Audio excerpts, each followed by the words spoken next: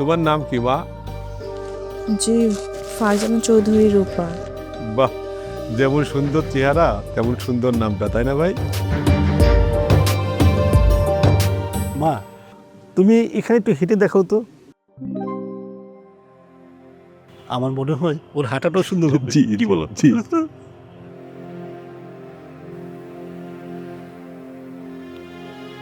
ভাই সাহেব, আপনাদেরকে বলা হয় নাই, ছোটবেলায় একটা অ্যাক্সিডেন্টে ওর ডান পাটার সমস্যা হয়। ও স্বাভাবিকভাবে হাঁটতে পারে না, স্ক্র্যাচ লাগে। তার মানে আপনার মেয়ে পঙ্গু? আপনি এই কথা তো আমাদেরকে আগে বলেন নাই। আপনারা কোনো চিন্তা করবেন না, টাকা পয়সা দিয়ে আমি ভরপুর করে দেব। আমার আদরের মেয়ে। চুপ করেন।